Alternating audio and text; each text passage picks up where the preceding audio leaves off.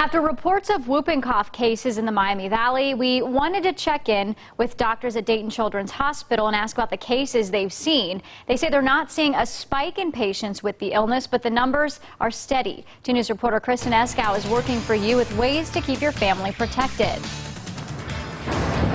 Yeah, Brooke, doctors tell me one of the most reliable ways to protect your family from whooping cough is making sure your kids have gotten the vaccine.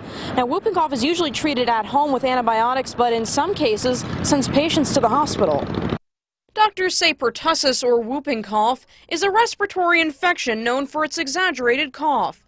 Alicia Nazdowski's teenage daughter had it when she was 2 months old. You don't sleep at night. You're constantly there wondering if she's going to choke, what can happen. Dr. Sherman Alter of Dayton Children's says despite a vaccine for the illness, he has seen cases of whooping cough all through his career. Sometimes people get into spells or paroxysms where they cough, cough, cough, cough, cough, cough, cough, and they cough so much that they're out of breath, and then they take a huge breath in, and sometimes they make a noise, and that's why it's called whooping cough. Dr. Alter says 200 cases tested positive for the illness last year at Dayton Children's, and the numbers have remained steady.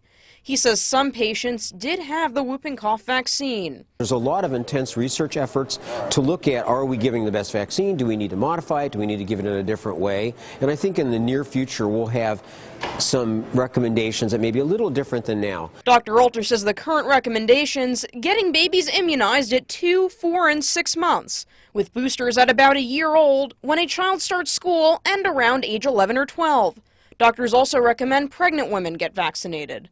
Aside from staying up to date on vaccinations, Dr. Alter says preventing the spread of germs is always important. You can't overemphasize the importance of hand hygiene and hand washing for all infectious diseases.